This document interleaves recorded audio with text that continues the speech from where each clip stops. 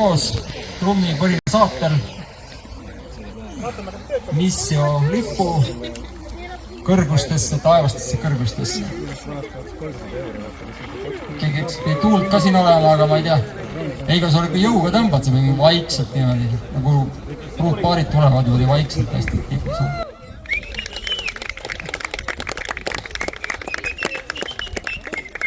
Aga tee siis võib-olla avapalve ja siis kas me Urmas tuleb, teeme laulu.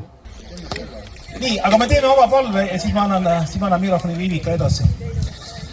Issand, me täname sind täna õhtul üheskoos sellise toreda kauni päeva eest. Me täname sind ilusa ilma eest ja toreda seltskonna eest, aga me üle kõige täname, et me võime sind tunda ja sind kogeda ja rõõmustada, et meie nimed on kirja pandud talle eluraamatusse. Me täname, et me võime täna kogeda sind, sinu pühavaimu liikumist meie keskel ja tunda sinu ligiolu. Me täname sind, Jeesus Kristus, et sina oled meie lunastaja, päästja ja läbi sinu on meil sissepääs kõige pühamasse paika. Me täname, et see on kättesaadav kõikidele. Me täname, et sa armastad igat ühte, kes täna on siia tulnud niivõrd väga, et sa läksid tema eest ristipuule surema ja tõusid 3. päeval ülesse. Me täname sind selle eest ja palume sinu õnnistust tänase õhtu peale ja nüüd me ülistame sind. Jeesuse nimel. Amen.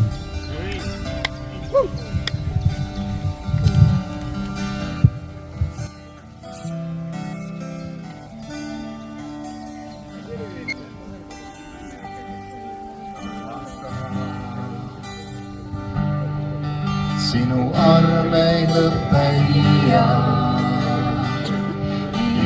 päev, olen hoitud su käes. Hetkes, mil ma ärkan, kuni heidan magama, laulan ma Jumal sinu headusest. Iga päev sa oled musta, iga päev sa oled hea, nii hea, kogu südamest ja hingest laulan ma Jumal sinu headusest.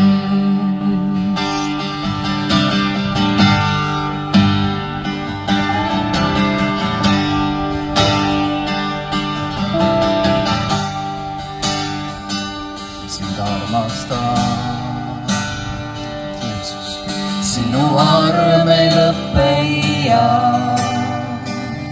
iga päev, olen hoitud su käes. Hetkes, mil ma ärkan, kuni heidan magama, laulan ma Jumal sinu headusest. Iga päev sa oled musta, iga päev sa oled hea, nii hea, kogu südamest ja hingest laulan ma Jumal sinu headusest. Iga päev sa oled musta, iga päev sa oled hea, nii hea,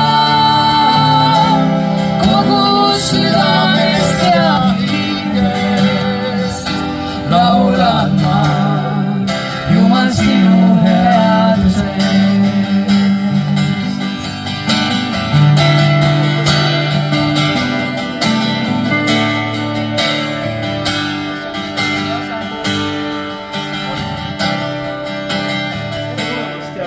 Väga pikalt siin kinni ei hoia, aga mõtlesime, et kuna me hommikul oma teenistus ära jätsime, siis on hea see natukene kokku saada. Ja võib-olla kas te teate, kus te olete, see on siis Vennaste koguduse Tõsva palvemaja. Venaste koguduse liikumine saab alguse 18. sajandi teises pooles, kui Graf Zinzendorf Saksamaal rajab Herrnhuti niisuguse koguduse ja sealtmaalt alates siis mõnikord nimetatakse ka venaste koguduse siis Herrnhutlasteks.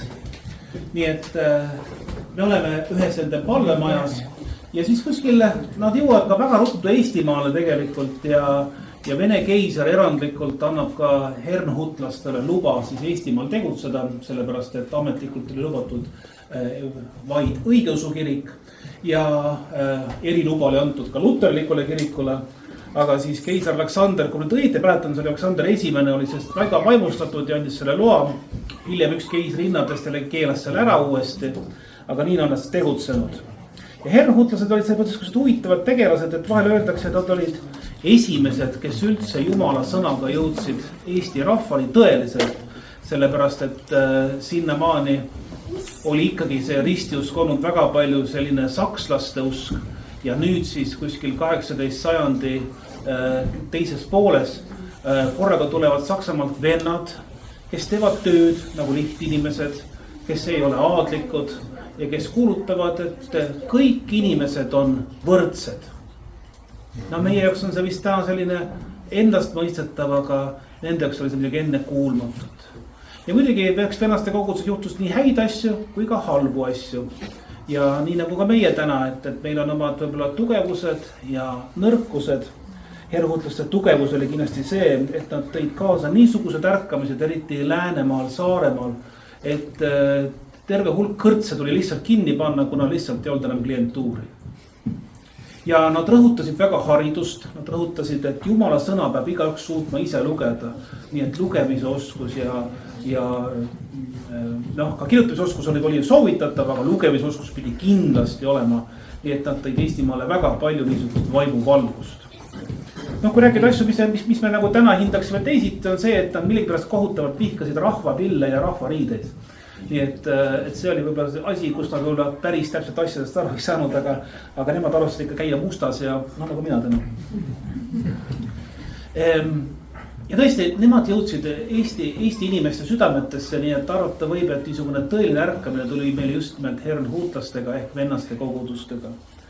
Ja võib-olla võib lõpetuseks ka siis öelda just seda, et need kogudused tegutsesid, tihtipeale nad tegutsesid koostöös Luteri kirikuga, mõnikord ka tekkisid teravad vastandumised, kõik juhtus.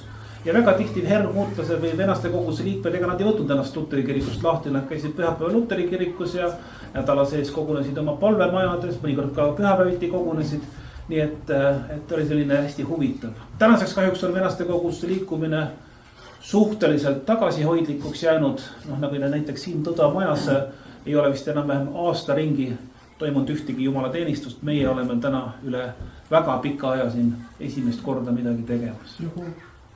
Ja tore on ka see, et vaata nendel oli see kombeks, et lugeja istus, mulle väga meeldib. Ei ole ka siin. Sa saad, siia tulevad need, kes meeleparandust tahab. Ja tegelikult oli lugeja, pidi ka tema peale põlvidast laskma, eks ole. Aga võib-olla Herrnhutlast veel üks lugu lõpuni, enne kui ma lõigu jumalasõnast loen teile, oli ka see näiteks, et Läänemaal on teada, et seal venaste kogudusest käidi niimoodi koos, et ei olnud mingit plaani, et tuleme kokku ja et on ülistus ja siis on sõna ja siis on palved ja siis on veel midagi ja veel midagi, vaid tuldi kokku ja öeldi, et me teeme ainult seda, mida püha vaim meil annab teha. Ja siis tuldi kokku ja kes sai siis ilmutuse ja kes sai laulu ja kes sai sõnumi, mida anda edasi või tunnistuse. Ja tõesti nad olid väga palju toetused pühale vaimule. Muidugi sõna loeti ka muidugi alati väga palju ja väga põhjalikult. Aga oli olukordi, kus selgus, et tuldi kokku ja kellegi polnudki midagi. Mis siis sai? Siis öeldi, et minge koju, parandage meelt ja kohtume nädala pärast. Ja siis parem olgu midagi. Aga kuna me tähistame jaanipäeval, mis on küll ametlikult 24. täna meil alles 22 alles, siis 24. see on üks väheseid sünnipäevasid, mida kirikukalendris üldse tähistatakse. Ja minu teadaolevalt Jeesuse sünnipäeva, Risti ja Johannese sünnipäeva ja Neitsi Maarja sünnipäeva. Et muudel pühakutel tähistatakse ainult surmapäeva. Risti ja Johannes, ta oli põnev mees. Piibel ütleb, et ta tuli kõrbest ja kuulutas, et tehke teed sellele, kes on tulemas, tehke teed Messiale. Ja öeldakse, et ta kandis kaamelikarvast riideid ja sõi metsvett ja rahutirtse. Ja kusjuures see oli see toit, mis oli kõrbes kättesaadav, ränd, rahutirtsud, neid ei söödud küll toorelt, neid ikkagi grilliti põhimõtteliselt süte peal. Ja metsmesi oli samuti seal saadaval, nad oskasid seda võtta. Nii et see oli tema peamine toit. Aga ta ei olegi siuke hipi, vaid ta oli ikkagi Jumala prohvet. Ja vahel arvatakse, et ta oli seotud esseenidega. Esseenid olid niisugused kõrbes elavad erakud, kes siis, nagu te olete kuulnud võib-olla Qumrani käsikirjadest, kes elasid Qumrani koobastes. Ja võib-olla ka nende õpetus ei ole kõik see, mida meie täna jagame, aga arvatakse, et Risti Johannes võis olla nende hulgast. Luuka evangeeliumist saame teada, et Risti Johannes oli Jeesuse sugulane ja katolikus traditsioonis täpsemalt tädipoeg, et Elisabeth, tema ema, oli siis Maarja, Neitsi Maarja tädi. Ja mis võime Risti Johannese kohta öelda? Ta on kindlasti see ühendav link, mis on Vana Testamendi ja Uue Testamendi vahel. Ära naera, Leo. Jah, see oli tõesti tolmune. Ta oli link Vana Testamendi ja Uue Testamendi vahel. Ta oli keegi, kes ühendas need kaks oma vahel. Ta oli kindlasti see, kes alustas ette Messia tulekut. Ja evangeeliumid näevad seda natuke erinevalt. Ühes evangeeliumis Johannes teab, kes Jeesus on, teisest ta veel päris kindel ei ole. Ühes evangeeliumis ta saadab oma õpilased küsima, et kas sa oled see. Aga mis ma tahan lugeda on siis see, et Matteuse evangeeliumi 11 alates salmist 7. Ja siin nüüd Jeesus räägib ise Risti ja Johannesest. Ja kui need ära läksid, hakkas Jeesus rahvale rääkima Johannesest. Mida te olete läinud välja kõrbe vaatama? Kas pilliroogu, mida tuul kõigutab? Või mida te olete välja läinud vaatama? Kas inimest, kes on riietatud peente riietega? Vaata, kes kannavad peeni riideid, need on kuningate kodades.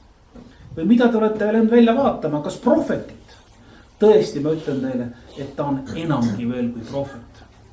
On väga huvitav mõelda selle peale, et Risti ja Johannes on niisugune tunnustatud ja pühaku staatuses väga mitmes erinevas religioonis. Neist tähtsamalt muidugi on kristlus, aga ka islam rõhutab teda kui ühte islami prohvetit. Ma võin seda valesti nime mäletada, aga ta oli midagi Jahim ibn Zakarias ja ta on ka nende jaoks on ta püha mees. Lisaks on seal siis veel mitmeid muid niisuguseid natukene hilisemaid orientaalseid usundeid, kes temasse usub. Aga Jeesus ütleb, et ta oli veel enam kui prohvet. Tema on see, kellest on kirjutatud. Vaata, mina läkitan sinu palge ees oma ingli, kes sulle tee valmistab minu ees. Tõesti, ma ütlen teile. Ja see on see, kus ma tahtsin täna jõuda. Ei ole naise sündinute seas tõusnud suuremat kui Risti ja Johannes, aga väikseim taevariigis on suurem temast. Tõesti, ma ütlen teile, ei ole naistest sündinute seas tõusnud suuremat kui Risti ja Johannes, aga väikseim taevariigis on suurem temast. Mis see tähendab? See on huvitav mõte Jeesuselt. Minu arvates tähendab see seda, et ütleb, et nii-öelda Vana Testamendi vaimus ei ole suuremat prohvetit kui oli Risti ja Johannes.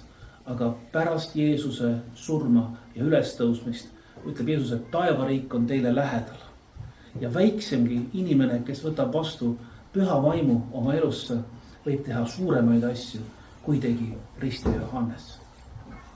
Ja see olgu teile täna julgustuseks, et meil on kätte saadav täiesti piiramatu universumit muutev ja suunav vägi, mis on midagi, mis on kirjeldamatu. Risti Johannes tegi kirjeldamatuid asju lihtsalt niisugusest Vana Testamendi inimlikus jõust, aga meile on täna kätte antud meeletu võimalus kogeda Jumalat, muuta seda maailma, muuta iseennast ja olla siin maailmas valguseks. Amen. Lugeja Jaanek jätkab. Ma ei loe midagi, ma tulen siia ette siis. Sa ei saa, ma saan taga istuda. Sa võid selja taga vaadata. Ei, lugeja oleks sinust. Kukak ole. Jaa, ma vaatasin ka natukene järgi, mida internet meile sellest hernuutlusest nagu räägib. Heigo natukene mainis ka selle paiga tausta ja kogu selle hernuutluse nagu algus. Hernuutluses on üks huvitav kokkuvõte nende õpetusest. Ja siin on öeldud niimoodi, et aastal 1775 kogunenud Barbi synod sõnastas vennaste kiriku usutunnistuse aluspõhimõtted. Ühesõnaga, mida nad siis, need, kes siin käisid siin 100 aastat tagasi pluss, mida nad siis põhiliselt, mida nad rääkisid, mida nad õpetasid, mismoodi nad siis võib-olla erinesid teistest kristlastest natukene. Siis täna me tahame natukene seda pärandit. Tegelikult kõik, mis ajaloos on tehtud, sellel on ju mingisugune mõju. Täpselt samamoodi nagu ütleme, mida meie vanemad on teinud või mida looduses mingi liik teeb, seda tegelikult ju antakse kromosoomide ja geenidega edasi järgmistele põlvedele. Ja kõik see, kogu see, ütleme, see elav loodus ja loodus ja kõik elusolendid on selles mõttes ju pidevas muutuses, kus kohanetakse vastavate tingimustega, mis siis parasjagu valitseb. Ja vaimulikus mõttes on tegelikult see sama on ka oluline, et mida siis huvi pärast oleks huvitav teada, mida siis nemad siis nii-öelda, kuidas nad sõnastasid või mis olid siis need põhiteemad. Ja nendeks olid inimese patusus, lunastus. Ma tean, et siin on inimesi täna võib-olla, kes ei ole otseselt kiriku inimesed, aga te olete täna tulnud lahkesti meie jaanitulele, siis ma tean, et need, kes ei ole kristlased, väga täpselt ei tea, mida tähendab lunastus. Võib-olla sa oled kuulnud, võib-olla mingites muudes kontekstides selle kokku puutunud, aga võib-olla täna kahe sõnaga natuke räägin sellest. Jeesuse ohvri ja temasse uskumise läbi õpetus püha vaimu armust ja usu viljadest. Ehk siis siin on kõik tegelikult eraldi võttes on sellised põhjalikud teemad, mida saaks pikalt ja põhjalikult rääkida. Ja vaata, ühe huvitava asja leidsin. Vennakesed taotlesid täielikku alluvust Kristusele. Jällegi, mis asi see tähendab? Ja tema tahtele, mida vahel selgitati välja loosi heitmise teel. Ahah. Ja veel 1920, 1920 aastani korraldati sel viisil ka abielusid. Ja 19. sajandi lõpuni valiti ka koguduse vanemaid loosid. Nii et siin on meile juhtnöörid tänaseks õhtuks ja tegevusteks. Kuhu te olete sattunud? Aga okei. Hakka juba tegema. Abielu või kogu see õigus. Millest me joostame? Seal oli kogu see vanemad, seal oli abielu ja seal olid seal veel mõned asjad, mis seal. Ühesõnaga, et tegelikult loosi teel on päris lihtne ju, ma teeks, et paavsti võiks ka niimoodi valida. Oleks ju, ei ole vaja seal 2-3 päeva seal vaielda. Aga okei, mõtlesin hoopis seda, et siin olid paljud teemad, lunastused ja kõik need samad teemad, et ma tahaks täna võib-olla lühidalt rääkida, miks mina olen kristlane. Ja meie omad inimesed on loomulikult minu lugu kuulnud ja teavad, aga ma hästi kiiresti ülevaatlikult annan natukene teada ka isiklikust vaatevinklist. Enne kui tulevad meil noored, meil on kirikus praegu viimasel ajal tavaks ka, et meil tulevad noored ja teevad oma noorte minuteid. Ja mida nemad teevad, siis seda saab näha. Mida te kõik ära kasutate siin olemasolevaid asju. Aga minu lugu on see, et mina ei ole kuidagi kristliku taustaga. Ja kui ma täna olen selline, kes ma olen, teen neid asju, mis ma teen, siis kuni 16 aastani ei teadnud mina nendest Jumala ja usu asjadest mitte midagi. Noh, kui sa mõtled tagasi noh, täna ma olen 35. Igal juhul, nagu veel kord ütleb, Karmi kell ütleb mulle, et ma olen 42 aastane. Sest rohkem enam kaugemale ei lähegi. Aga tegelikult ma olen 52 aastane. Ja 16 aastane olin ma umbes seal 1989. Enamust ei ole olnud veel siis, isegi mõttes ei olnud veel. Ja see on sügav nõukogude aeg, kus hakkasid just natukene need uuemad tuuled puhuma ja mina olin siit edasi Raplamaal, ma olen Rapla koolis Raplas sündinud ja kui ma siis sündisin sellisesse lihtsasse tööinimeste perega, tema oli mul seal kuskil mööblivabrikus, isa töötus kolhoosis autojuhina ja usuasjadest, noh loomulikult tol ajal ei teatud midagi. See Lelle koht, kui me pärast kolisime, seal oli üks õigeusu kirik, mis oli vastas meie põhikooli vastas, ma käisin põhikoolis seal ja keskkooli läksin Raplasse. Siis kogu minu teadmised või kokkupuutud usuga ja jumalaga olidki ainult võib-olla selle kirikuga, kus meie külarahvas hoidis surmadus. See oli ainult külm koht, kus ei viiaks ära sureb, kus sa ikka viid. Ja kõik, ja ma tean, et vanaema oli mul ka natukene midagi seal, ta ei olnud küll usklik, aga tal olid need vanad koti kirjaga, need vanad piiblid ja need on mul isegi siiamaani alles, mis ta on meile jätnud. Ja see oli kogu lugu, kuni me läksime siis keskkooli ja siis keskkoolis elasime seal ühiselamus. Me olime sellised, või vähemalt me ise arvasime, et me oleme sellised kõvad mehed. Me tegime seal pidusid, tol ajal oli karate, oli uus asi. Tegime endale kõik kimonot ja õppisime natukene jaapani keelt ja enne kooli muideks läksime juba trenni. Mitte küll iga päev, aga ja olenemata ilmast oli see novembrikuu, kool hakkas kell 8 või midagi. Me läksime juba 6:30 või niimoodi läksime juba kuskil karjääridesse kätekõveruse tegema ja vastu puid nukke puruks peksma. Ja siis käisime Tallinnas veel, käisime siin trennides ja siis Balti jaamas käisime praktikal.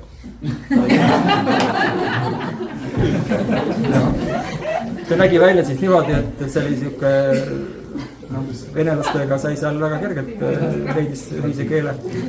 Üks mees läks siis nagu tüli norima ja teised kaugelt jälgisid ja siis kui läks andmiseks, siis kui hakkasid tappa saama, siis nad tulid päästsid ära.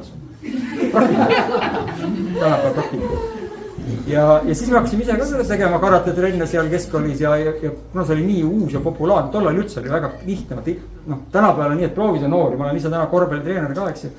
Kogu aeg tulevad, lähevad, neil on veel 10 muud trenni, kus nad vahepeal käivad ja küll ühest teisest ja vanemad viivad, nad ise käivad siia-sinna ja see on okei, normaalne. Aga tollal ei olnud ju midagi põnevat ja siis, kui see hakkasime karateed seal tegema, ise me olime alles võib-olla aasta aega teinud, aga me arvasime juba, et me oleme üle Rapla mehed, et kõigile teeme ära seal. Kas reaalne, mõni selles võis ju kärestus ka saada? Sellel on kindlasti omad mõjud. Igal kõik jalalöögid ma mäletan, kui ma panin niimoodi kõrju, siis siiamaani lõin kõik jalalöögid. Eest, tagant, külje peal. Praegu hakkasin vana inimesena. Aga meil oli vahepeal umbes 120 siis teist õpilast oli meil trennis seal võimlas, et meil kujutage ette, et võimlas 120 erinevat oli. Ja siis me elasime ühiselamus, õppimisega me ei tegelenud seal, me tegime kõige muuga. Ja nii edasi, biod, tegime seal diskosid, asju ja korvpalli mängime, muidugi sporti ka palju. Ja see oli meie taust ja siis ma mäletan seda, et üks päev tuleb üks poiss, Andrei Matetski, seda meie osad teavad, tuleb meil siis, et tema käib Tallinnas siin koolis ja seal oli keemiaõpetaja hakkas tal mingid usuasju rääkima. Natukene vaatasime, Andrei on nagu imelikuks läinud, sest meie suhtumine nagu nende usklikesse ja usuinimestesse oli selline, pehmelt öeldes selline negatiivne. Ma mõtlesingi, et kaks asja, et kas siis kristlased, meie mõistes olid siis need, kes käisid seal Luteri kirikutes sellistes kohtades. Enamasti need olid vanamutid, eks.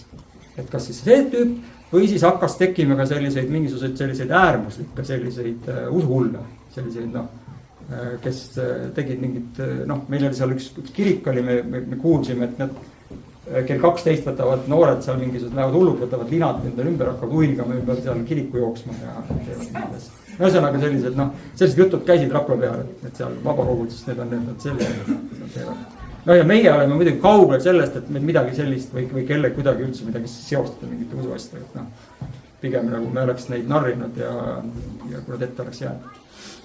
aga ma ütlesin, et see esimene seeme sai siis külvatud selle Andrei kaudu, kes hakkas rääkima, ja tema oli selles mõttes siis huvitav lähenemine, sest hakkas rääkima selliselt, et see õpetaja rääkis talle usuasjadest, sellest ei saa midagi aru, mis ta rääkis. Aga ta ütles ka ühe sellise huvitav asja, üks teine tegelikult tuli ka, rääkis, et neil on mingisugused sellised kokkusaamised, kus inimesed saavad terveks. Ja see oli esimene kord, ma mäletan oma nagu teadliku mälu järgi, et mis natukene tekitas nagu huvi, et jällegi, kui sa võtad sellesse aega, siis kõik see esoteerik, kõik see oli kõik keelatud, kõik need asjad, vaimu asjad, need olid sellised suhteliselt kauged asjad. Ja nüüd äkki keegi tuleb, räägib, et mingisugune uus selline värk on, et kuskilt mingid inimesed kogunevad, et päriselt inimesed seal juhtub nagu imesid. Ja meid huvitas natukene, meil oli mingid nõiaraamatud, me olime seal keegi kuskilt toonud ja meid natukene seal huvitasid need igasugused sellised asjad ka, aga me süviti ei läinud. Okei, ja siis, mis juhtus? Juhtus pikka aega läks edasi. Üks kord siis see sama Andrei ütles, et kuule, et siin Tallinna Spirit Topis on saun ja ujula ja värgid ja seal toimub ristimine. Kui kutid tahate ristitud saada. Ja me ei osa midagi selle peale öelda. Meile kõik sellised asjad, mis natuke olid šokeerivad, need asjad meile meeldisid. Ja ajasimegi, võtsime oma selle ühika pundi kokku seal. Võllet saime ka kaasa võetud ilusti mitte kilekotiga. Mingid türukud tulid ka kaasa. Et kõik tuleb ühendada ja kasulik. Ja siis lendasime sinna peale.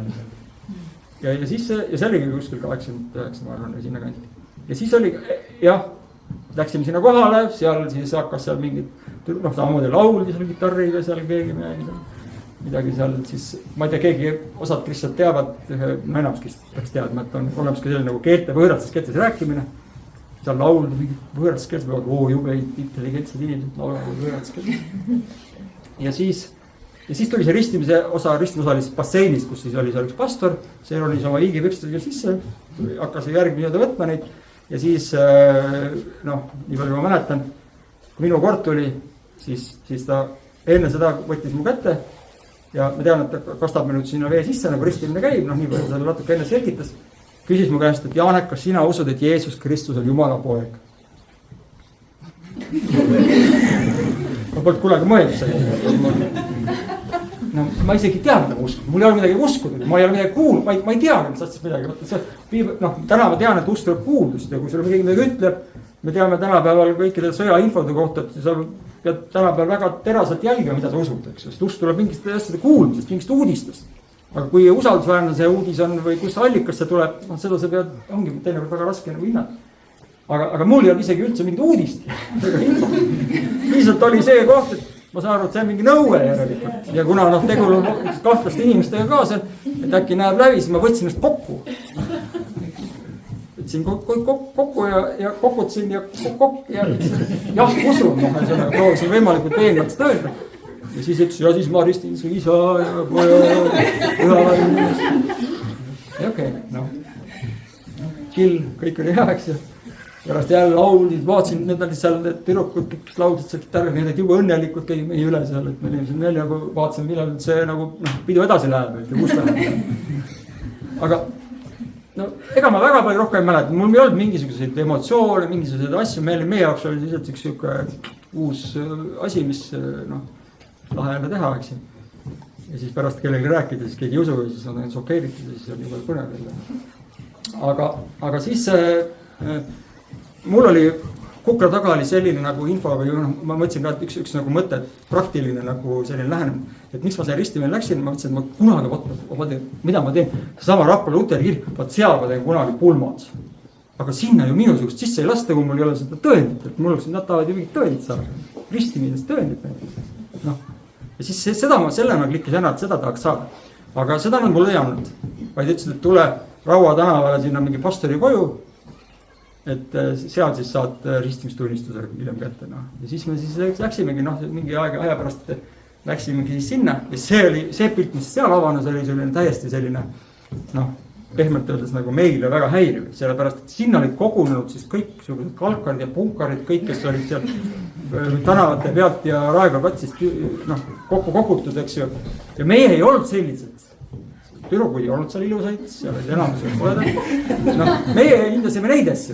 Meie sõitsime Rapla vahel kõige paljemate autodega ja noh, ühesõnaga tol ajal mul oli ka isa see Lada 06 oli see noh, juba päris hea. Kõige parem oli ühel mul sealt sõbral oli Talbot oli ja siis kui tuli Datsun oli ka tuli, siis need olid kõvad. Kas sul 1,6 mootoriga? Mul oli, ei olnud, mul oli see 1,3. 1,6 ei olnud, 1,3, aga 1,1 oli, see oli laia, mul oli juba see 0,63. Ja okei, tagasi. Ja siis oli niimoodi, et see kõik see, keda see seltskond, see jättis meid külmaks. Aga kui me olime sinna tulnud, tulime seda lipakat, seda ma ikkagi teen. Lipakat, tõendid saama. Siis tegelikult esimest korda elus see pastor võttis piibli lahti ja hakkas lugema piibli. Tema esimest korda, sinu jaoks esimest korda. Mina ei tea, ma ei ole kunagi päris täpselt seda nagu teada saada.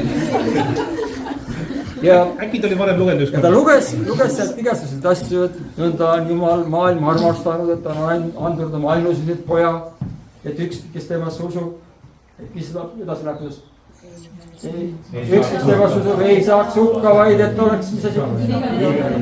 No ega ma väga palju aru saan, aga esimest korda elus, kuna vaata, noh, teil, kes te olete võib-olla siin vanemad juba, te olete igast asju kuulnud, näinud, teil on juba omad suhtumised, arvamused, meil on juba omad, noh, mingid eelaimused. Aga meil on noored, me olime avatud, puhtad, nagu avatud raamud, kui sa lähed esimesse suhtesse või kui sul on, kui sa oled noor laps alles, siis sa oled hästi avatud kõigele ja see kõik on, mis on hästi, sa oled ühelt poolt ka haavatav ja see kõik on väga vahetu, mis sa koged. Vanema inimesel seda palju raskem saada. Ja meie oli siis avatud kõigel sellel ja siis äkitselt mina tegin siiralt oma südame lahti ja lasin nii-öelda kõige selle asja nagu oma ellu tulla. Ja siis see nii ikkagi kõvasti niimoodi puudutas mind, et see pastor seal samas kodus, arvestage, et seal 3000 korteris, kui Raua täna panna puidus majas, aga seal võis inimesi olla, ma ei liiada, et seal võis olla vähemalt sama palju inimesi kui siin. 3000, ehk siis seal oli mitte nagu põrandal, vaid seal oli nagu ruumi lihtsalt, et ta ei olnud sektsioonidesse kuidagi. Ja ta läks magamistuppa, pastori magamistoas ja kööki läksid seal oli veel mingi seltskond ja kõik proovisid kuidagi nagu kaasas olla. Ühesõnaga sellise ajastu, ärkamise ajastu, ärkamine, kõik olid väga huvitatud kõigest sellest. Ja siis tuli see hetk, kus see sama pastor küsis, kes tahab oma elu nüüd Jumalale anda, et ühesõnaga seal pikk jutt oli ees, et ilma Jumalata sa oled kadunud ja tegelikult ma väga ei saanud midagi aru, aga see veenmine või see otsus või see tahe ei tulnud mitte tema sõnaoskusest või rääkimisest, vaid tegelikult minu sees hakkasid toimuma protsessid, mida ma siiamaani väga hästi mäletan, nüüd 30+ aastat hiljem.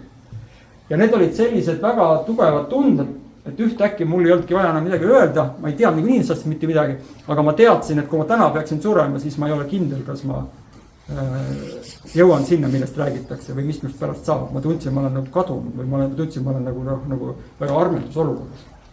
Ja see oli selline väga siiras tunne, mida polnud vaja üldse tõesta, vaid sellist minu enda see. Ja siis ma läksin sinna ette ja siis seal tavaliselt tehakse seda niimoodi, et siis võib-olla noored natuke pärast räägivad, aga et inimene tuleb ja siis öeldakse selline palve ette ja siis koos palvetatakse. Mõned vanad alfakatega me oleme seda teinud siin, eks ju, kes on käinud.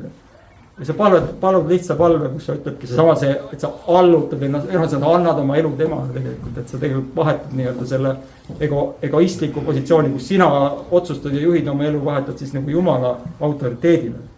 Ehk siis kuigi kõik, mida Jumal sulle pakub, on tasuta, siis teiselt poolt läheb see sulle maksma kõik. Ehk siis kogu sinu nii-öelda selle võimupositsiooni sa pead ära andma ja usaldama teda, et tema on paremad kavatsused sinuga. Millel on siis nii selle sinase elu tõotused kui ka tulevase elu, et kui sa siit ilmast lahkud, et siis ka seal sinu elu ja olek kindlustatakse. Ja siis ma läksin ja palusin. Tavaliselt, nüüd me teame, et see piisab ühe korra teed.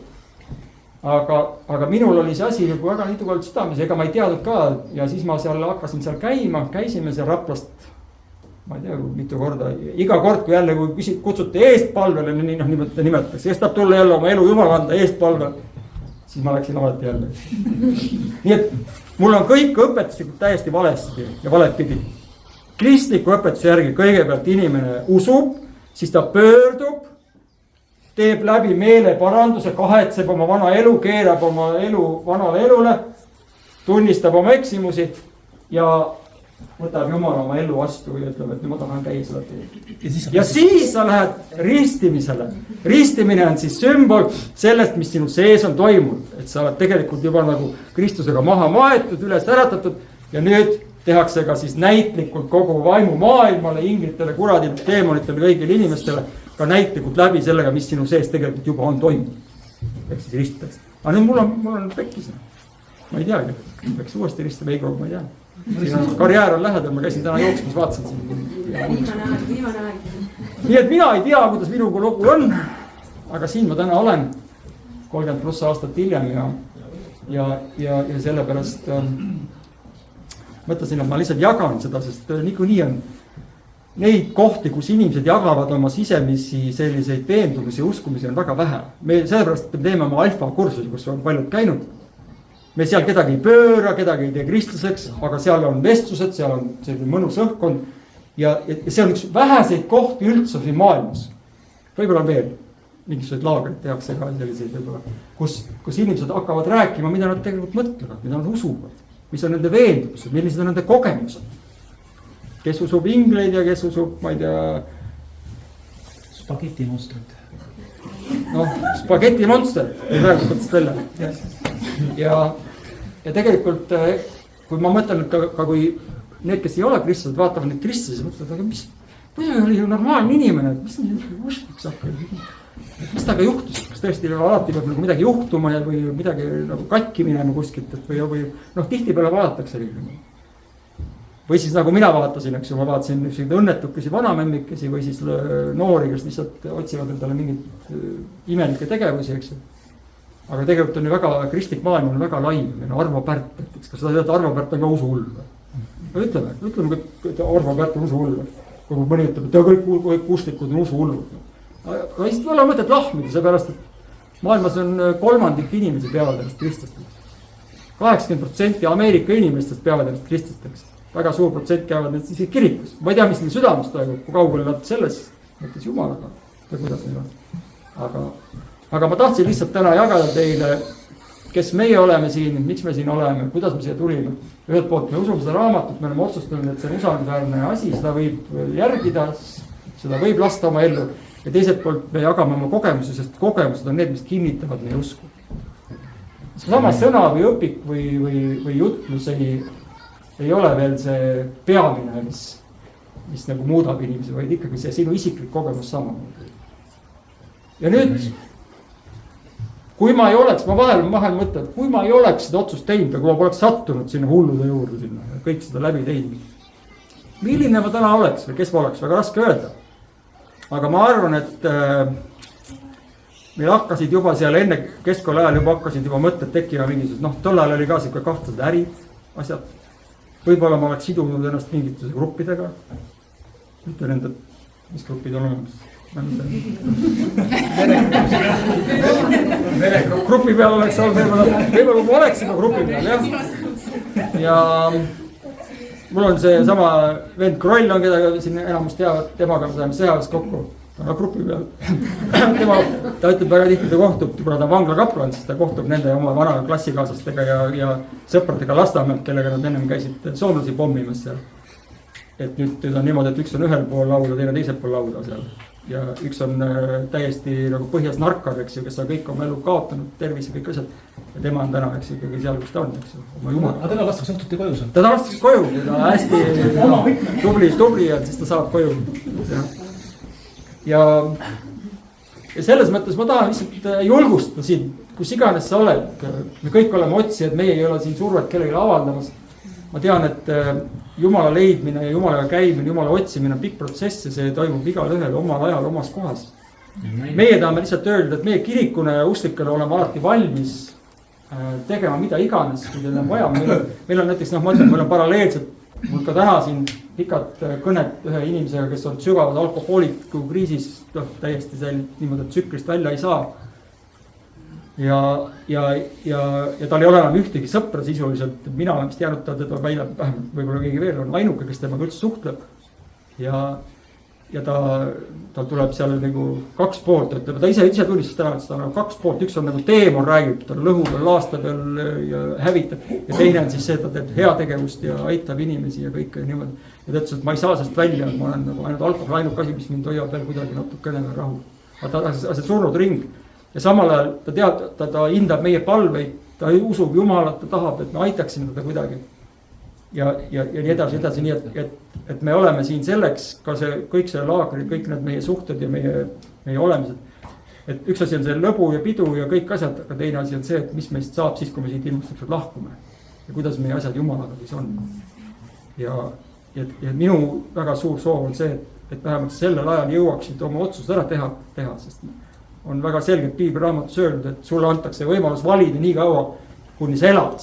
Elu ja surm pannakse sinu ette, õnnistus ja needus pannakse sinu ette. Ja kui sa oled kuulnud sellest, siis see valik on sinu ees ja sa ei saa öelda, et ma jään keskele, ma jään neutraalseks. Sellist kohta ei ole olemas, on võimalik kas vastu võtta või hüljata. Keskkohta ei ole olemas. Kui sa tahad aega, siis võta see aeg, aga tea, et sinu aeg ongi täpselt nii kaua, kuni sa elad. Ja täna ei tea kaua enam. Meie oleme igal juhul teie sõbrad, tahame olla teile kätte saadavad. Ja kui me peaksime kuidagi oma kogemuste või teadmistega teile abiks olema sellel teel, siis me kindlasti seal teeme. Tulge alfale kõigeks. Nii, aga noored. Mis teil paremat on? Janek, kui sa selle pingi või istuks veel äri, nii pikalt. Ma tahan ka seda pingi. Aitäh meie pastoritele heade kõnede ja tunnistuste eest, et mul läheb siis sujuvalt see teema edasi, et kui Heigo räägis Risti ja Johannesest, et tema valmistab tee ette messiale, siis me tahamegi siis rääkida, kuidas messias seda päästet pakub, ehk siis see on ka hea jätk nagu Janeki teemale.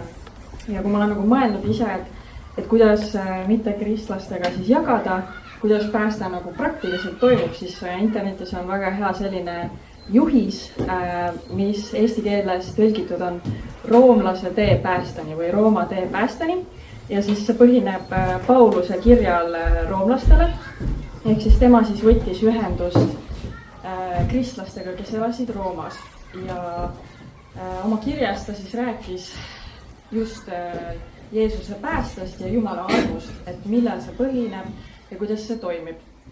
Ja nüüd me kristlased, me ise tahame kõigile seda nagu väga rääkida, et kui ise sa oled seda päästa saanud, siis sa tahad kõigiga seda jagada, sest see on midagi nii imelist, täpselt nagu Janek rääkiski, et sa mingi hetk sa saad lihtsalt aru, et see on kõik tõsi ja Jumal muudab sinu elu.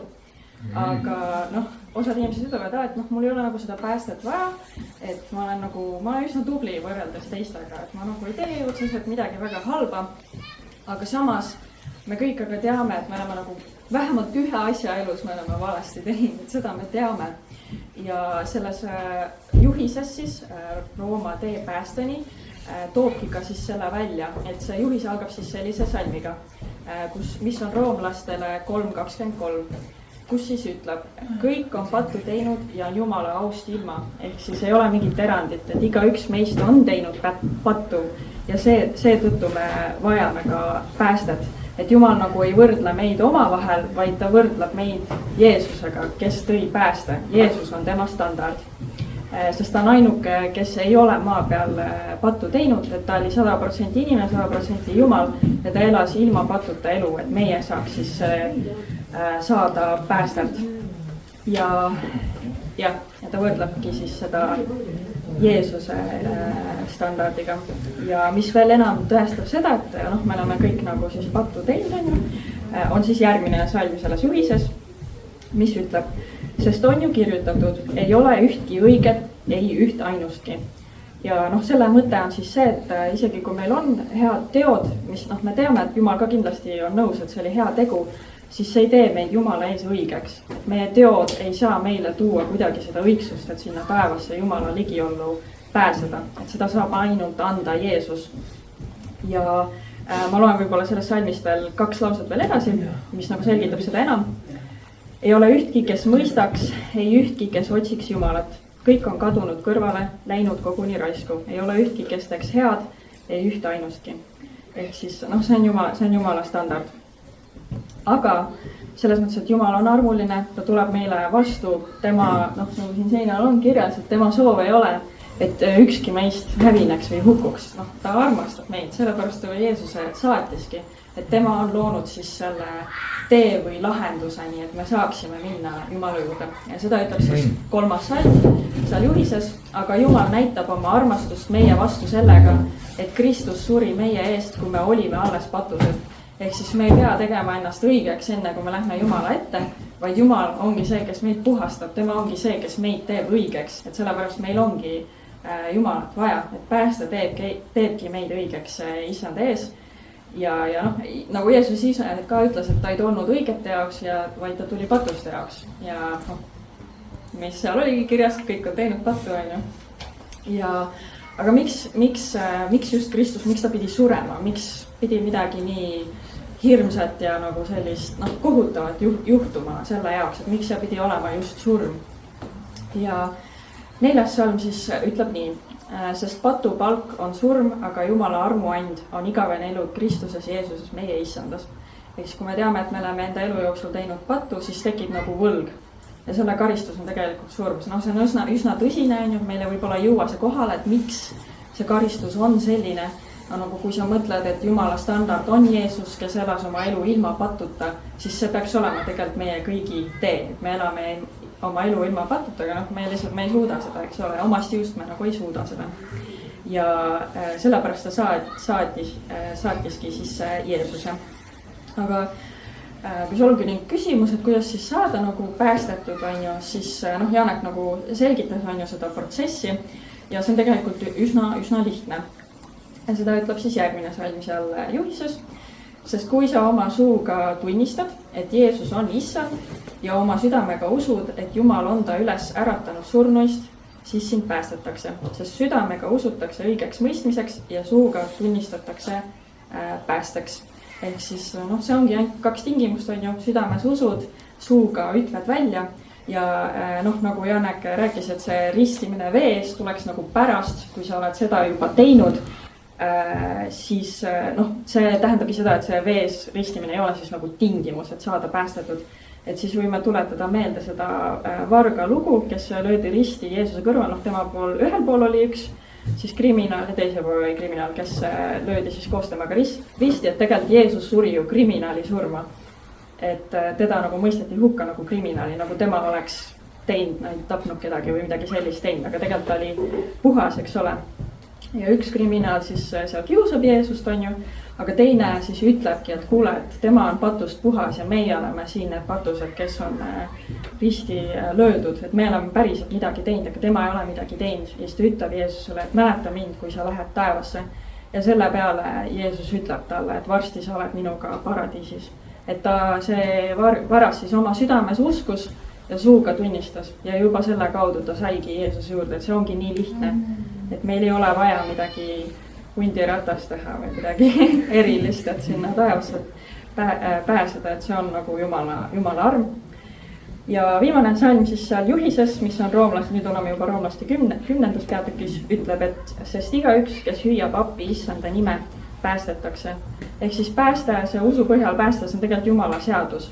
et noh, ma võib-olla ise ei tunne midagi, et midagi oleks nagu juhtunud, aga noh, Jumal, ta on süsteemne Jumal, ta on seaduste Jumal, ta on teinud ususeaduse, ehk siis kui sa kasutad oma usku, siis see on toimunud ja pääste ongi usu põhjal. me ei näe, et see toimus, aga Jumal ütleb, et see on tema tõotus, see on tema lubadus, et kui sa nii teed, siis sa saad päästetud.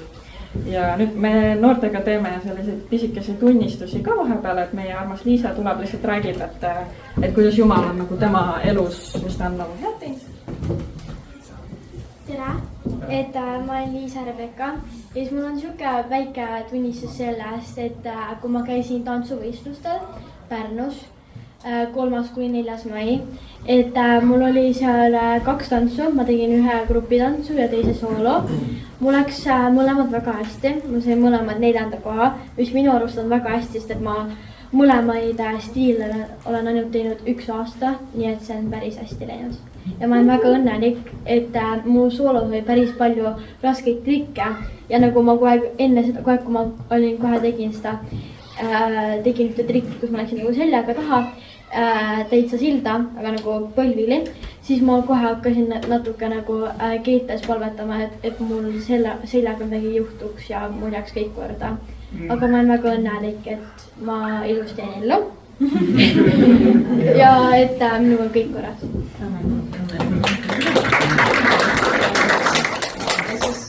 Lõpetuseks, kui publikus on veel keegi, kes tahab lihtsalt hõigata kiiresti, kuidas nad said päästet, lihtsalt üks-kaks inimest, et siis meil oleks hea meel, kui keegi jagaks 2 lauda, siis meil on ajapiire.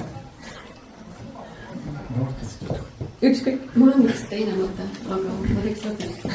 Okei, aga keegi üks inimene. Ja, palun küll. Ja ma kuulsin äänt siis, kui ma surumas olen. Ja ma kuulsin äänt, kuidas sa elad, mida sa teed. Kas sa ei soovi oma elu parandada? Ma ütlesin jah. Vot, super. No teeme üks inimene veel. Näite näppuma kellega. No ma näite sinu peale. Ei no, loos. Loos! 37 näiteks loed. 37, okei, ma hakkan siis siit Kasparist lugema. 1, aga mis siis, kui see on mitte? 1, 2, 3, 4, 5, 6, 7, 8, 9, 10. Pastor otsustas juba 37. Ma lugen, kas 7, 35, 36, 37, kas Iiri kõrval on proua või? Jaa. Mina. 37 oli. 2 lausega, mitte pikemalt. Kas sa mäletad või? Võtad istudes. See on teist kuule parem. Ei, minul erilist sihukest lugu nagu ei ole, et kuskil olla lihtsalt, et ma, kuna noored olid ja meil üks sugulane käis mul köögis kogu aeg, kui ma purke tegin, käis mind seal juta. Käis rääkimas Jumala sõna ja Jumalast ja Jeesusest ja kõik sellest päästest ja mina olin nagu ikkagi tõsiselt vestlesin temaga siis teisel teemal, et igaüks valib ja igaüks teeb ja noh, nii-öelda Luteri kiriku tasemel olugi, et ma seal ei ole ka eriti käinud. Aga noh, meil oli ikka tõsine sõnavahetus nii-öelda ja siis mulle tundus, et ma jäin nagu peale, aga ju siis ikka ei jäänud.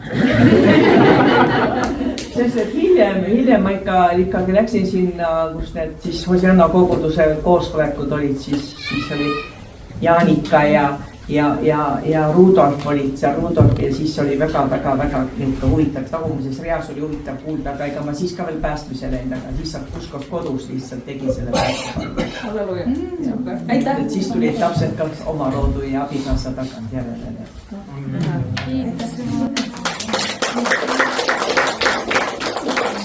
Ja kui kellelgi on pärast veel küsimusi, et tahaks päästa palvet teha, siis noh, meie pastorid on siin, et küsige, kes küsib, see saab. Aitäh! Okei. Jaa, Liina, tuled meelt parandama. Ma saan aru, et kõik mõtlevad juba grilli peale, aga mul on juba eile õhtust üks mõte ja võib-olla see on teile ka kuidagi julgustuseks. Et kui keegi nägi, eile oli vikerkaarpäev. Ja ma kõndisin oma kõnniringi ja siis ma jäin seda nagu täitsa vaatama ja ma kuidagi tundsin, et Jumal kuidagi kõnetas mind ja tänapäeval tähendab vikerkaar igasuguseid muid asju ka, aga ma arvan, originaalis ta on ikkagi piiblist ja paljud teavad seda kohta ja ütleme, et viimased 2-3 kuud ei ole kõige lihtsam aeg olnud mul endal ka ja ma kuidagi võib-olla vajasin mingit sellist julgustusmõtet või et ja võib-olla see on ka sulle julgustuseks, aga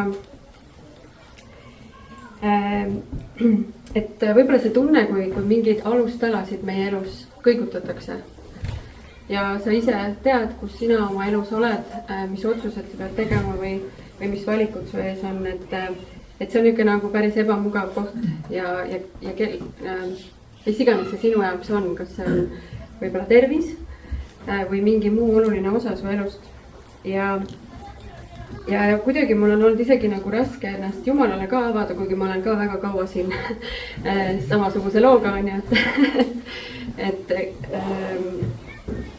aga ma vaatasin seda vikerkaarti ja tundsin, et Jumal hakkas meelde tuletama kõiki olukordi, kus ta on mind aidanud või kus ta on väga imeliselt tulnud ja lahendanud mingi olukorra või kus ma olen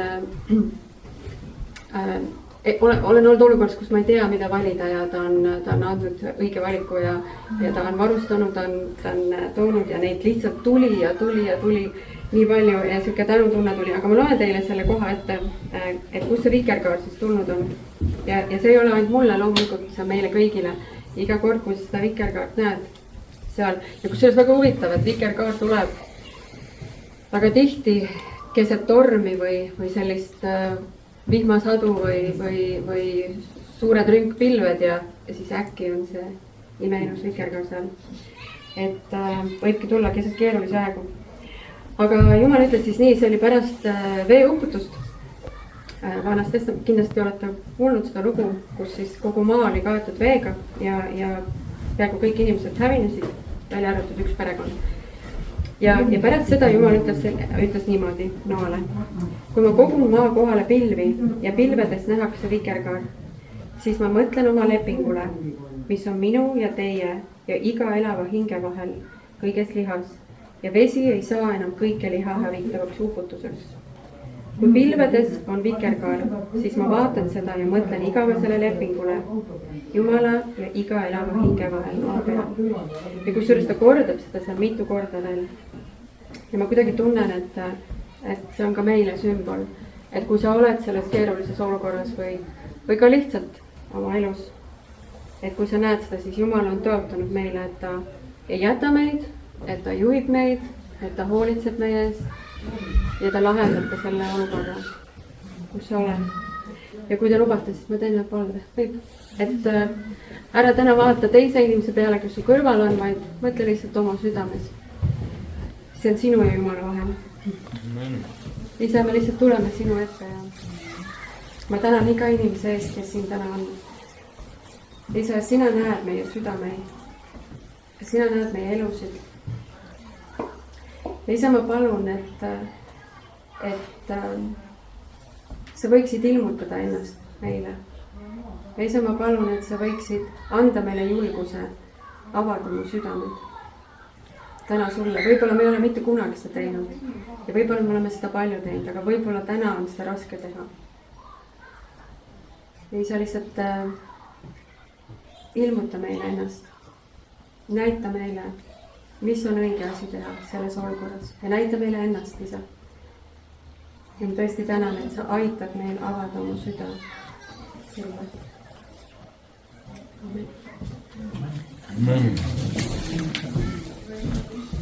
nii, aga sellega on meie selline vaimulik osa läbi. kui me nüüd läheme siis välja, siis loodame, et kellelgi ei ole igav. kui sul on igav, siis mine räägi kellegi juttu. ära räägi ainult nende inimestega, kelleks tavaliselt räägid, mine räägi nendega, keda sa ei tunne. siis saavad kõik räägitud. ja ma usun, et siis tuleb veel täna mõnusaid tegevusi, nii et keegi tahab veel mingeid sportlikku asju siin korraldada või teha. sauna paneme ka sooja millalgi, kui tahab keegi minna, siis saab sinna ka minna. nii et aamen. Lähme sööma. silma järgi ma ütleks, et Janne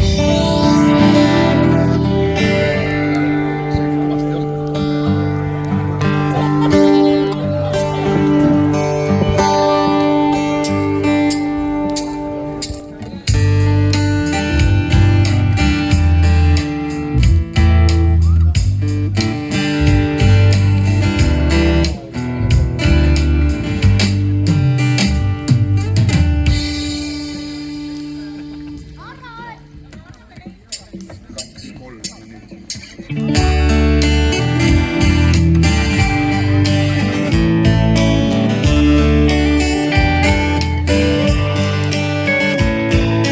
feel it in my fingers, I feel it in my toes. Love is all around me, and so the feeling goes. It's written on the wind, it's everywhere I go.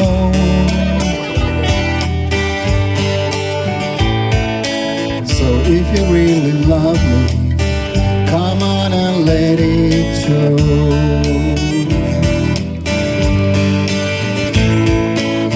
You know I love you, I always will. My mind's made up by the way that I feel. There's no beginning, there'll be no end. 'Cause of my love, you can depend. I see your face before me as I lay on my bed.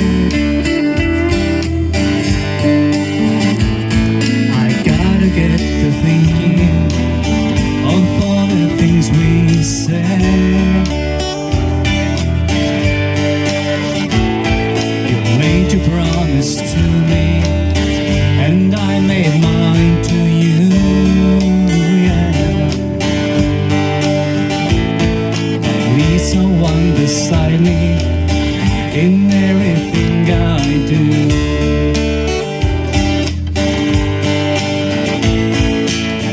You know I love you, I always will. My mind's made up by the way that I feel. There's no beginning, there'll be no end. 'Cause of my love, you can depend. You know I love you, I always will. My mind's made up by the way that I feel. There's no beginning, there's no end.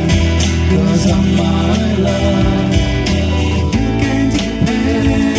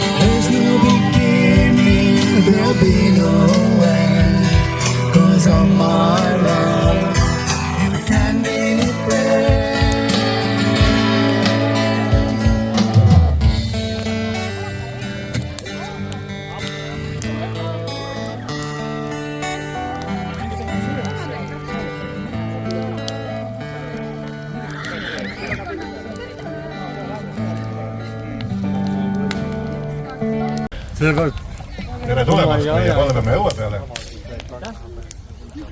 Ma olen kohalik pastor, Tanel Ots on nimi. Ja praegu õigupoolest me asume Hageri kihelkonnas. Hageri kihelkonnas on 3 palvemaja. ja see on üks nendest, aga kohe teisel pool Viljandi maanteed, kus puud paistavad, on juba Jüri kihelkond, nii et mina olen tegelikult Jüri kihelkonnas või Jüri koguduse õpetaja varsti juba 30 aastat. Ja olen ka Ida-Harjumaa praost ehk siis piirkonna juht. Ja seda laipulist vormi ma kannan muidugi väga harva, mõne korra aastas. Ma saan aru, et teie hulgas on siin ka päris kutselisi kaitseväelasi. Aga ma olen tulik sündmus just, kus ma otse tulin, kus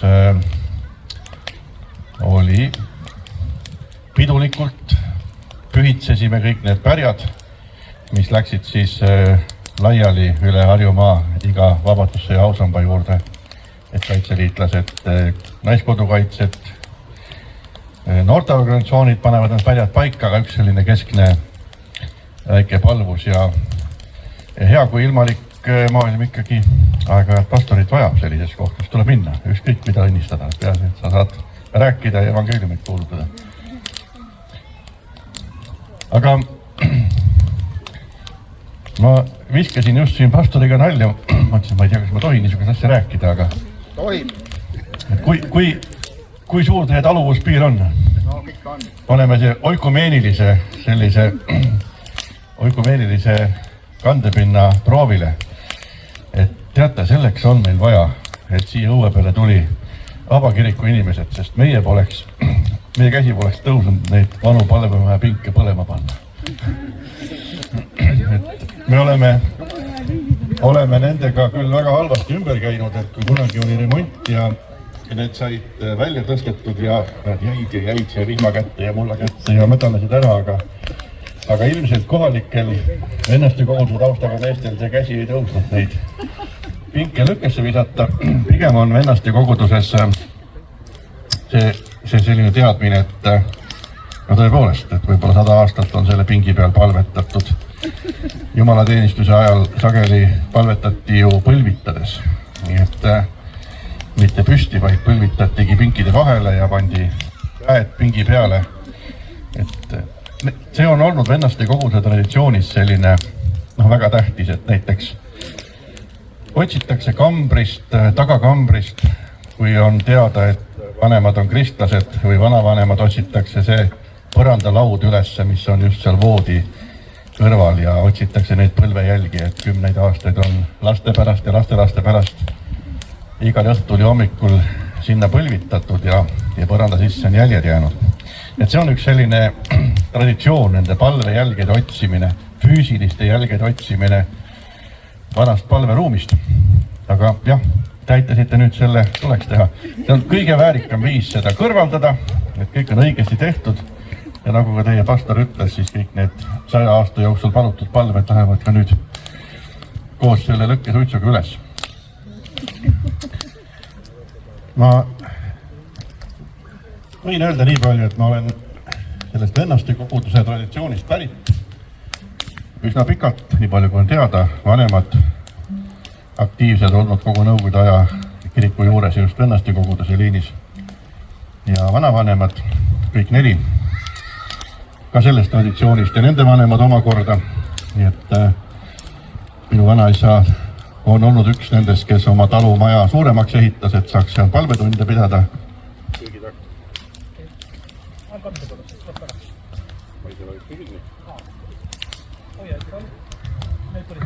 Et kuigi vanaisa ise käis ju kohalikus palvemajas pidamas aktiivselt palvetunde, siis see vajadus oli nii suur, et ka kodutalud ehitati palvemajadeks. Näiteks siit, kui vaadata, praegu on puud ees, aga diagonaalis võib-olla 500 meetrit, võib-olla 600-700, on talu, mis samamoodi on suuremaks ehitatud, kuigi selle talu peremees oli siin jutlustaja, põhiline vastutav vanem vend, aga tal oli vajadus kodus ka veel pidada. Võiks mõelda, et Riideli majas, et tegi omale konkureeriva palvemaja. Ja siit Nabala poole minnes mitte kaugel oli üks Kopli talu, kus oli samamoodi suur saal. Et see vennaste traditsioon on olnud selline, et siin Hageri kihelkonnas oli siis 3 palvemaja, 1 luteri kirik, see on üks luteri kirik, kus ise on äratusliikumine teatavasti, 3 palvemaja ja 80 talu, kus regulaarselt koos käib, 80. Ja reeglina seal siis külades, kaugetes kohtades kirikust kaugel tehti nii lastele pühapäevakooli, noortele veel eraldi ja Palvemäes üldse olid need nii-öelda koorid. Täna meil on laulukoor või pasunakoor säilinud. Näiteks Ageri koguduse, Ageri Luteri kiriku pasuna orkester kannab seda pasunakoori nime, sest on Vennaste kogudusest välja kasvanud orkester. Aga koorid olid vanasti ka igasugused kooskäimised. Poissmeestele eraldi, vallalistele neidudele eraldi koorid, abielu inimeste koorid ja seal võis veel palju olla ja siis need suured ühised jumalateenistused või kuulutuse tunnid. Ja sealt oma vanaisa kodukülast ma olen leidnud siis 6 erinevat talu, kus on siis peetud neid koduseid palvetunde, mitte ühel ajal, aga mõne kümnendi jooksul, et üks lõpetas, peremees võib-olla suri, teises kohas jätkati. Et see vennaste traditsioon on olnud üsna maad kattev üle kogu Eestimaa, on neid palvemaju ju olnud paarisaja ringis, et Luteri kiriku hooneid on vähem, aga palvemaid on rohkem, mis on siis igas kihelkonnas niimoodi aidanud. Tänapäeva mõistes abikirikutena seda tööd teha. Ja muidugi ei tahaks ka ajaloost rääkida. Jumal teeb tööd tänapäeval ja see on kõige tähtsam. Aga siin on 3. maja juba, et on olnud siin samas kõrval üks maja juba 1804-6, selle üle vaieldakse. Ja siis kusagil 19. sajandi keskel tuli juba teine maja. Aga see jäi kiiresti väikeseks, et neid palvemaju ehitati sellepärast nii palju ümber. Näiteks ka siin Labalas on 3 maja olnud, Pahklas 3. maja, Vaidas, Hageris on küll alguses peale suur maja. Aga ehitati sellepärast ümber, et nad jäid väikeseks. Nad mitte ei saanud nii-öelda vanaks, vaid need lihtsalt väikeseks. Mahutanud rahvast enam ära. Ja siin on siis nüüd, ma just kirjutasin ühe ajaloo artikli selle maja ajaloost. Saku vallavalitsus annab raamatu välja. Ma igapäevaselt töötan Saku vallas abivallavanemana ja kureerin selle ajalooraamatu väljaandmist ja sinna sai ka siis see Vennaste koguduse punkt sisse. Ja leidsime ühe päris põneva killu, mida enne ei ole teatud, et me ametlik hariduse ajalugu Saku vallas on aastast 1868. Aga ma leidsin ühe kaardi aastast 1850 ehk siis kõvasti varem. Ja seal on nimetatud saksa keeles sellele majale kirjutatud das Schule ehk siis koolimaja.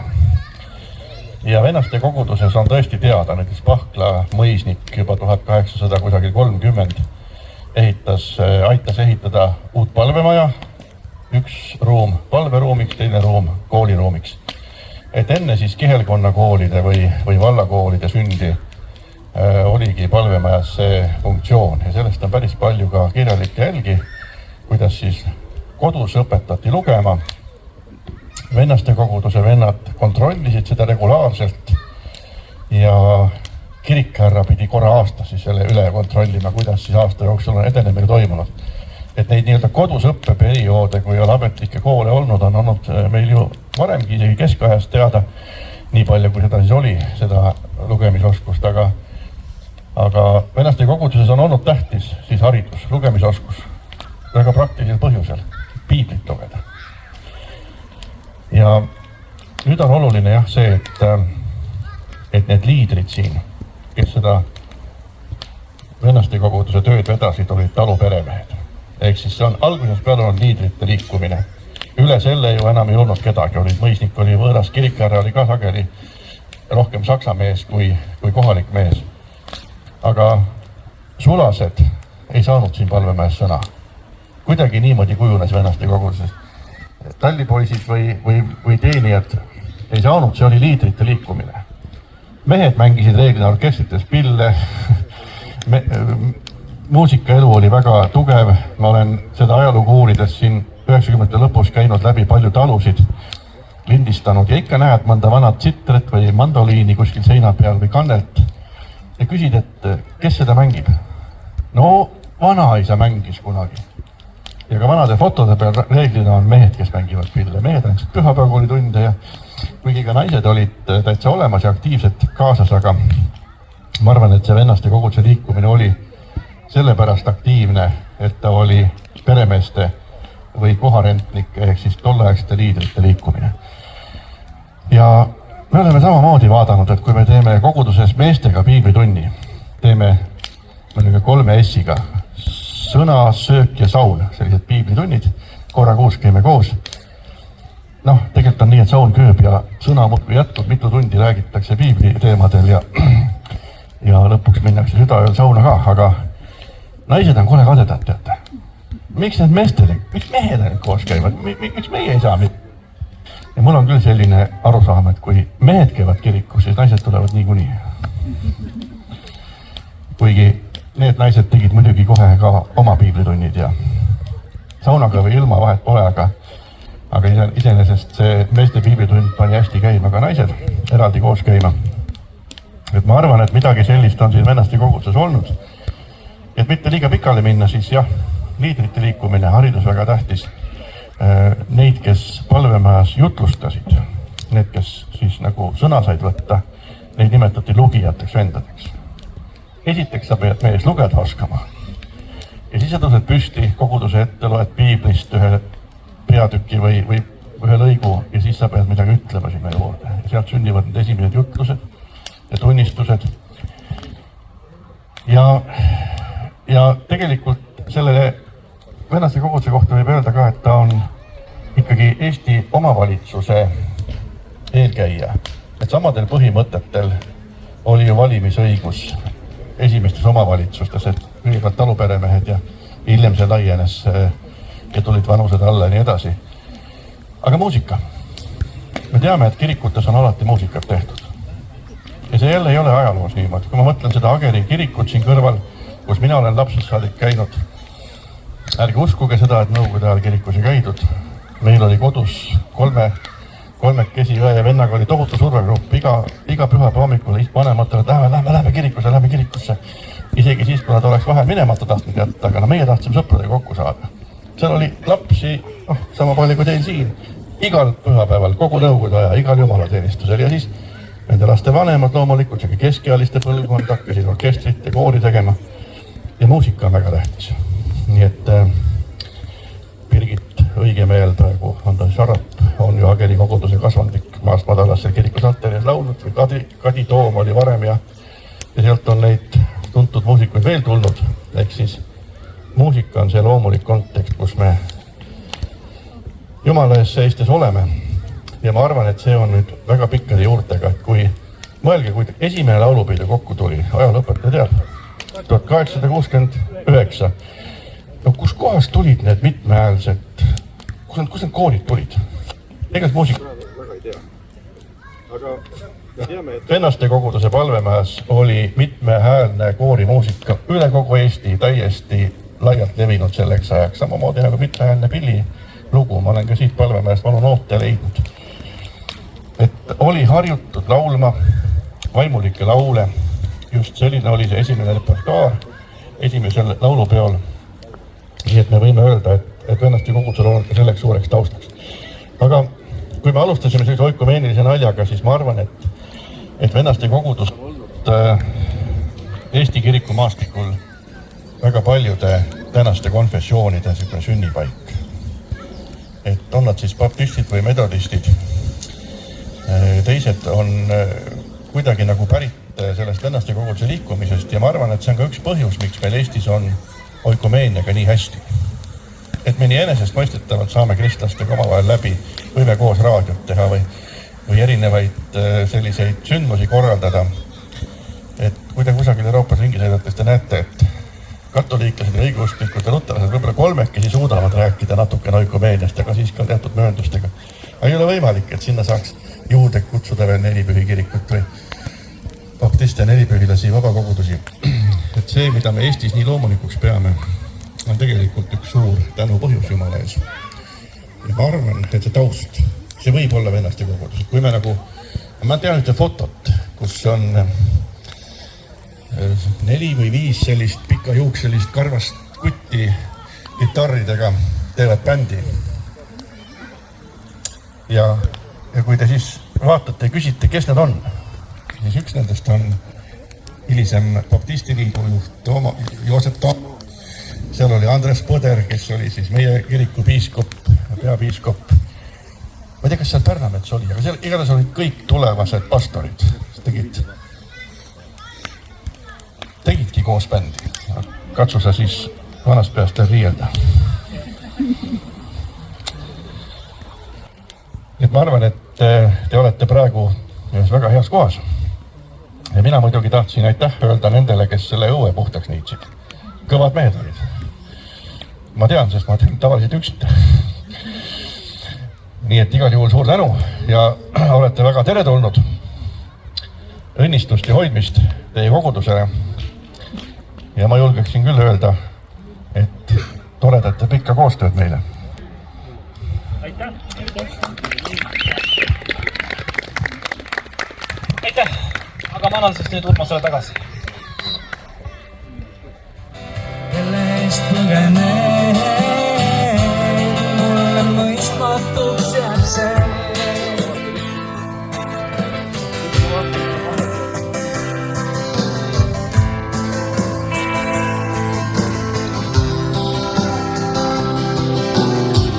Keegi pole siia ilma sundinud ootama.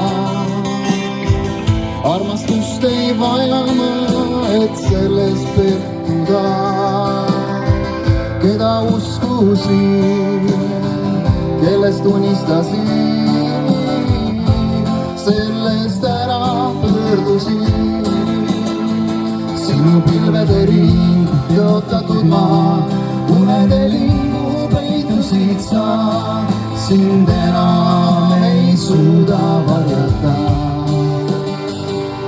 Pilvede ring, tõotatud maa, unede lingu peitusid sa. Sind jätan üksinda.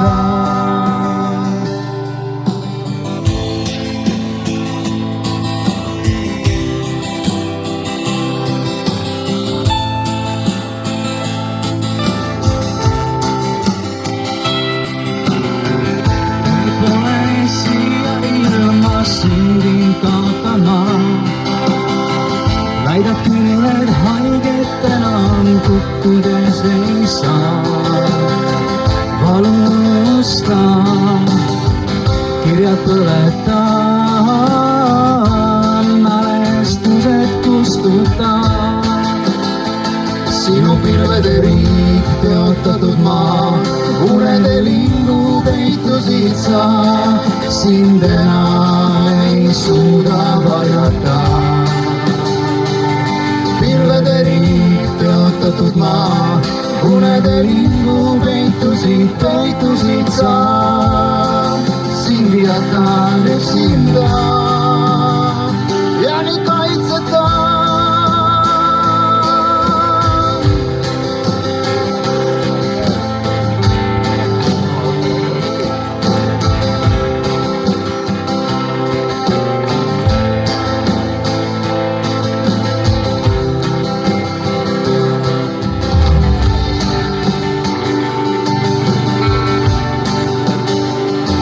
Pilvede riik, tõotatud maa, unede lingu peitusid sa. Sind enam ei suuda varjata. Pilvede riik, tõotatud maa, unede lingu peitusid sa. Sind jätan üksinda ja nii kaitseta.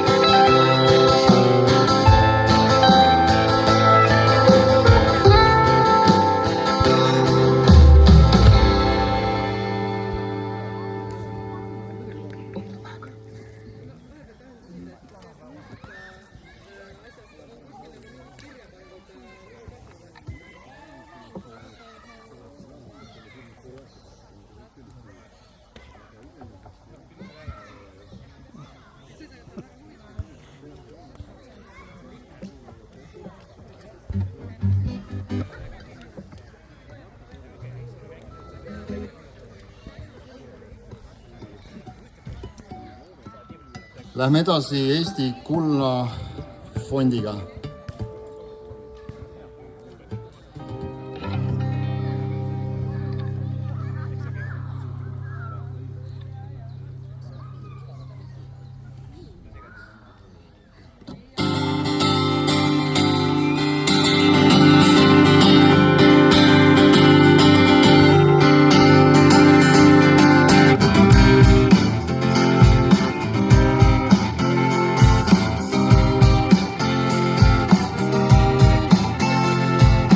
Kõrgune on õnne tipp, ta juurde ei vii sirgeid teid. Veel kõrgemal on säramas taht ja Veenus nimeks tal. Kas kuuled? On ei, kas kuuled?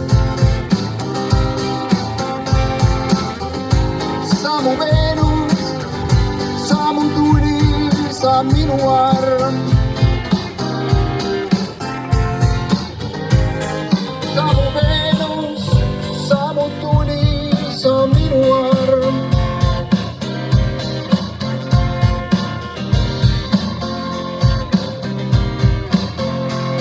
Kristalselt selge on su pilk ja hõbedane sinu hääl. Kas puudutada võib mu täht, vaid korraks ilme kõrgel mäel. Kas kuuled? On ei, kas kuuled? Samu tuli, samu Veenus, sa minu arm. Samu tuli, samu Veenus, sa minu arm.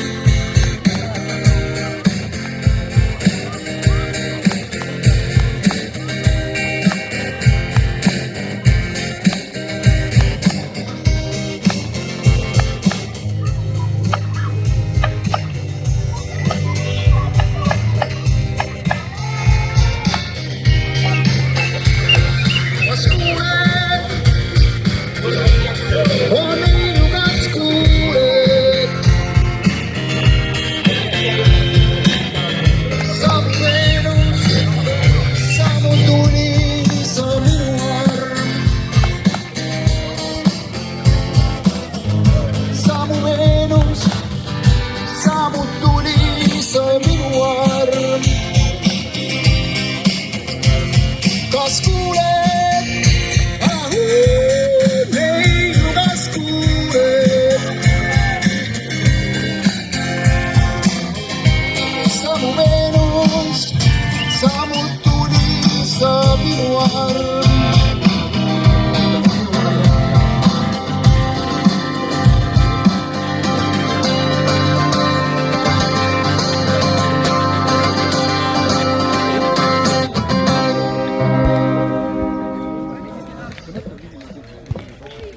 Lähme edasi kaugemale maadele, kus me saame lennata, armastusest lennata.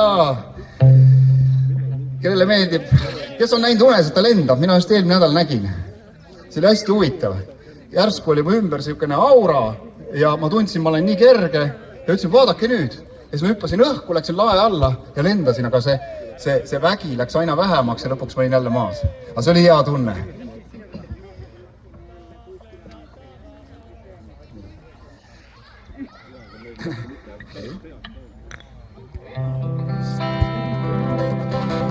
Penso che un sogno così non ritorni mai più. Mi dipingevo le mani e la faccia di blu. Poi d'improvviso venivo dal vento rapito e cominciavo a volare nel cielo infinito. Che cosa? Volare, oh, volare, oh, nel blu dipinto.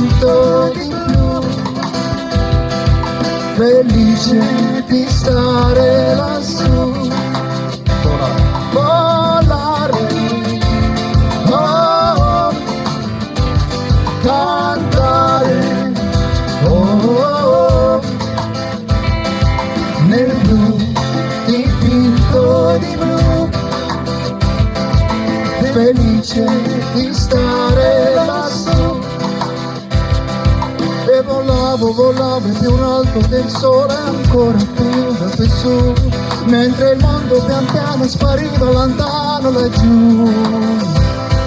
Una musica dolce suonava soltanto per me. Volare, oh, cantare, oh, nel blu dipinto di blu,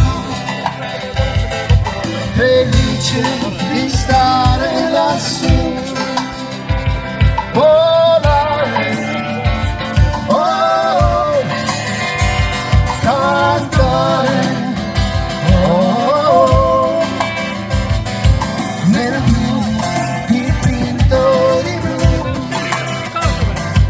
felice di stare lassù. Ma tutti i sogni nell'alba svaniscono perché quando tramonta la luna mi porta con sé.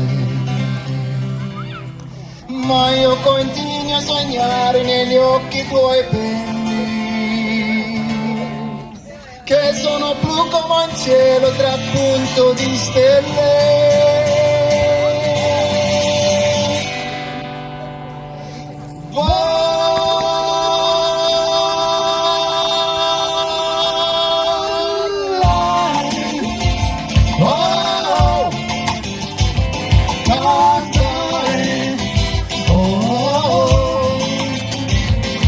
Nel blu dipinto di blu,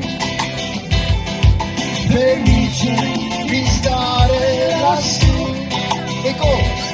Volare, oh, cantare, oh, nel blu dipinto di blu, felice di stare lassù, nel blu dipinto di blu, felice di stare lassù.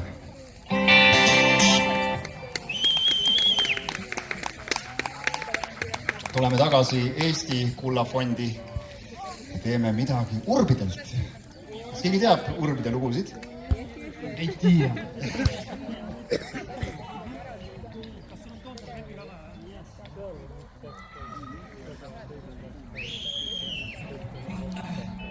Sehokola, siin niisama täpselt 50 või süle ka minna. Kuidas? Niisama täpselt.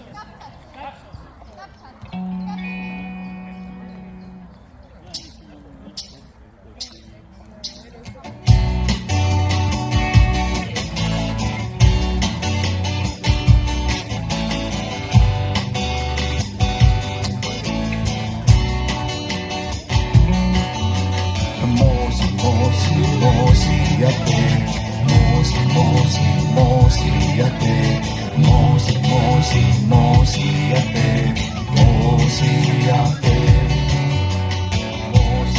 moosi ja tee, moosi ja tee, moosi ja tee, moosi ja tee. Kodumaa mundrite vabrikud teevad moosi ja miilitsa mundrite vabrikud toodavad teed.